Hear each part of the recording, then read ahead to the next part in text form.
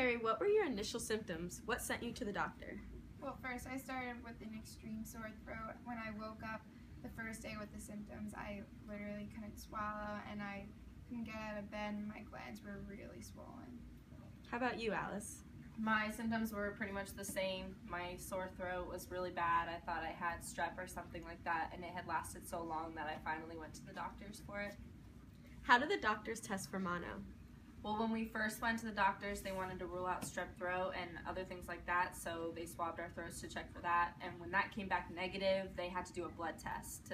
So we both tested positively for mono through the blood test.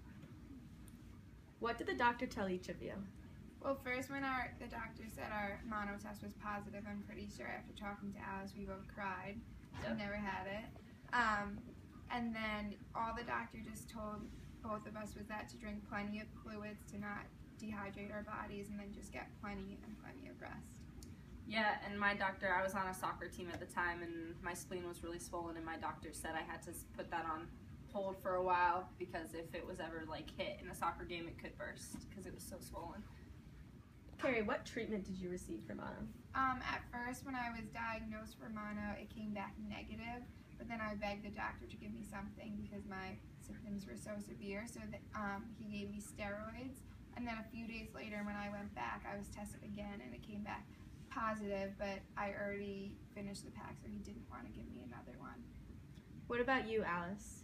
Mine was the same way with the steroids. I was put on prednisone when I was at JMU, and then I went home for Thanksgiving break and tried to get more because prednisone worked really, really well for my throat and it got rid of all my symptoms. So when I went back to try to get more, they refused to give me some for like a little while, like 2 days, and by that point I had already like recovered like the sore throat problem. But that was like the #1 drug for that worked. What problems did each of you run into being a college student? Well, at first, fortunately, I wasn't diagnosed until like halfway through finals week before December break, so I just had to deal with it at school for those couple of days, and then I went home for the rest of Christmas break and just had it there, thank gosh, because I would have freaked out at school having it here.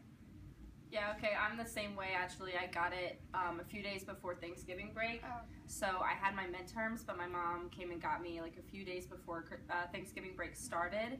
And when I got home was when it was the most severe. So when I was like actually in my own bed, so that was good. But coming back, we were really fatigued and tired, and I was taking a lot of naps. I had to stop working for that time. It was a lot on our bodies. Epstein-Barr virus has become prevalent in all human populations. Children in developing countries acquire the infection in the first few years of life, whereas infection in developed countries such as the U.S. is often delayed until adolescence.